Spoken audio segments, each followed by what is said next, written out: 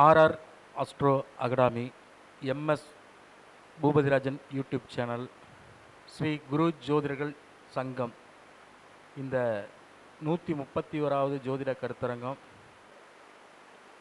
ஒரு அருமையான கருத்து என்னென்னா, 27 நட்சத்திரம் அப்படிங்கிறது எப்படி லக்னம் அப்படிங்கிறது நம்ம உடம்போ, ராசி என்பது எப்படி நம்ம மனசோ, அது மாதிரி 27 நட்சத்திரங்கள் என்பது நம்ம உடம்பில் இருக்கக்கூடிய நரம்பு மண்டலங்களாக எண்ணிக்கலாம். அதுதான் உண்மை. அப்படி நாம் எந்த ஒரு காரியத்தை செஞ்சாலும், நாம் இந்த பூமியில் பிறந்ததிலிருந்து இந்த பூமியில் வாழும் வரைக்கும் நம்மளுடைய ஜென்ம நட்சத்திரங்களை உபயோகப்படுத்தணும். நம்ம ஜென்ம நட்சத்திரத்துக்கு உண்டான தெய்வங்களை வழிபாடு பண்ணணும். நம்ம ஜென்ம நட்சத்திரத்துக்கு உண்டான அனைத்து காரியங்களையும் நாம் பயன்படுத்தணும்.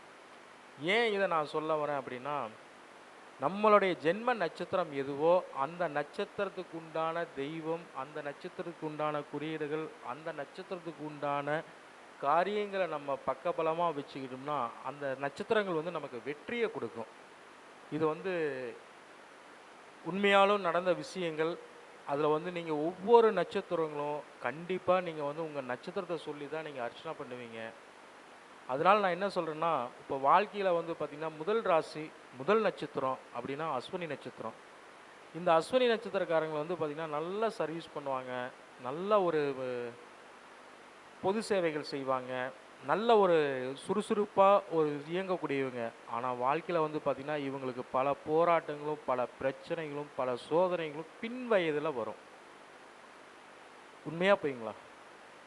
டிக்கா இல்லை டிக் இல்லையா? அப்போ இவங்க என்ன பண்ணணும் அப்படின்னா, இந்த அஸ்வினி நட்சத்திரக்காரர்கள் பார்த்திங்கன்னா இவங்களுக்கு 2வது நட்சத்திரத்துக்கு உண்டான தெய்வம். அப்போ 2வது நட்சத்திரம் என்னென்னா பரணி நட்சத்திரம், சரிங்களா?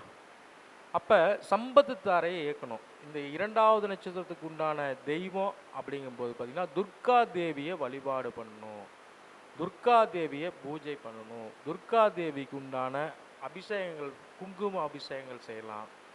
துர்கா தேவிக்கு இந்த ராகு காலத்தில் இவங்க சிறப்பான ஒரு எலுமிச்சம் பழத்தில் தீபம் போடுறது, இல்லை எலுமிச்சை மாலை போடுறது, இந்த மாதிரி குங்குமம் அபிஷேகங்கள் செய்கிறது, இந்த மாதிரிலாம் செஞ்சுக்கிட்டு வந்தாங்கன்னா இவங்களுக்கு பொருளாதாரத்தில் நல்ல ஒரு முன்னேற்றங்கள் கண்டிப்பாக கிடைக்கும். சரிங்களா?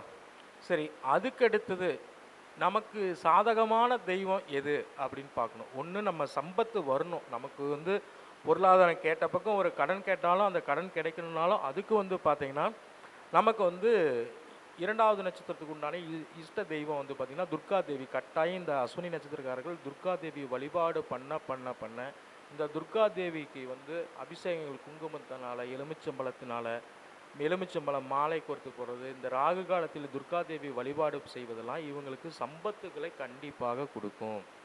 சரிங்களா? அடுத்ததாக பார்த்திங்கன்னா நம்ம என்ன தெய்வத்தை வழிபாடு பண்ணணும் அப்படின்னு பார்த்தீங்கன்னா, இந்த அஸ்வினி நட்சத்திரக்காரர்கள் கண்டிப்பாக அவங்க வீட்டுக்கு அருகாமையில் உள்ள சிவன் வழிபாடு, சிவனை உடைய வழிபாடுகள், பிரதோஷ காலத்தில் வழிபாடு, பௌர்ணமி காலத்தில் வழிபாடு, இவங்களுக்கு இந்த சிவன் வழிபாடு செய்ய செய்ய சிவன்கிட்ட போய் இவங்களுடைய குறைகள் நிறைகள் எல்லாமே சொல்லும்போது இவங்களுக்கு எல்லாமே சாதகமான ஒரு பலன்களை கண்டிப்பாக கொடுப்பாங்க. அப்போ இந்த அஸ்வினி நட்சத்திரக்காரர்கள் வழிபாடு பண்ண வேண்டிய தெய்வம் 2 தான். ஒன்று துர்கா தேவி, 2வது சிவபெருமான். அப்போ இந்த இரண்டையும் சரியான முறையில் சரியான பாதையில் செஞ்சாங்கன்னா கட்டாயம் இந்த அஸ்வினி நட்சத்திரக்காரர்கள் வாழ்க்கையில் முன்னுக்கு வருவாங்க. தங்கு தடை இல்லாமல் பொருளாதார முன்னேற்றங்கள் வரும். தங்கு தடை இல்லாமல் சிவபெருமான் கட்டாயம் இவர்களுக்கு கேட்ட வரத்தை கண்டிப்பாக கொடுப்பாங்க. இதை நீங்கள் எந்த ஒரு நாளில் வந்தாலும், நீங்கள் எந்த ஒரு நேரத்தில் வந்தாலும் கட்டாயம் நீங்கள் ஒவ்வொரு காலத்துலையும் இந்த துர்கா தேவியும் சிவபெருமானையும் வழிபாடு செய்ய செய்ய உங்கள் வாழ்க்கையில் கண்டிப்பாக முன்னேற்றம் வரும். இதை நீங்கள் தொடர்ச்சியாக பார்த்துட்டு கட்டாயம் எனக்கு நீங்கள் ஃபோன் பண்ணி சொல்லுவீங்க அப்படிங்கிற ஒரு மன நம்பிக்கையில், மன தைரியத்தில் நான் இதை உங்களுக்கு சொல்கிறேன். ஏன் அப்படின்னா, இந்த அஸ்வினி நட்சத்திரக்காரர்கள் ஒரு ஒரு வயசில் பார்த்திங்கன்னா நல்ல ஒரு முன்னேற்றம், நல்ல ஒரு இதில் இருப்பாங்க. ஆனால் அந்த வயசு ஒரு 45-50 வயசுக்கு மேலே ஆகும்போது அவங்களுக்கு கஷ்டங்களும் துன்பங்களும் வரும்.